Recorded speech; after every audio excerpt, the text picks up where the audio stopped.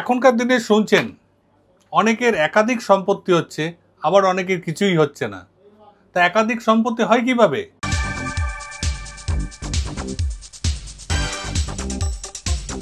নমস্কার, আমি সুবীরজ্যোতি শাস্ত্রী। কুণ্ডলিতে যদি চতুর্থ পতি একাদশ পতির সাথে যুক্ত থাকে বা দ্বিতীয় পতি চতুর্থ পতির সাথে যুক্ত থাকে, তার একাধিক প্রপার্টি হবেই হবে।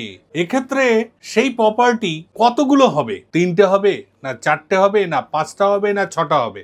দেখবেন হাতে এইরকম ভাগ্যরেখা থাকবে, সেই ভাগ্যরেখায় এইরকম বক্স একাধিক থাকবে।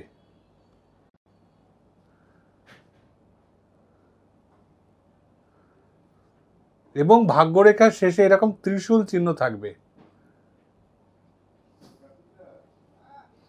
সে বহু সম্পত্তির মালিক হবেই হবে এবং একাধিক প্রপার্টি বা বিলাসবহুল জীবনযাপন হবেই হবে। এক্ষেত্রে আপনি কি প্রমোটার হবেন, না আপনি বড় শোরুমের মালিক হবেন, না আপনি বড় বিজনেসম্যান হবেন, বা আপনি শপিং মল খুলবেন, সেগুলো হাতে বা ছকে আলাদা আলাদা বিষয় পাওয়া যায়। এক্ষেত্রে আপনি কি হতে চান এবং কতগুলি প্রপার্টি আপনি করতে চান এবং সেটা ধরে রাখতে পারবেন কিনা, এই বিষয়ে আপনি জানতে গেলে অবশ্যই আপনার কুণ্ডলী আর হাতটি দেখাবেন, রত্নকুমারী বিজ্ঞ জ্যোতিষীর পরামর্শ নেবেন এবং আপনি সঠিক পথটি পাবেনই পাবেন।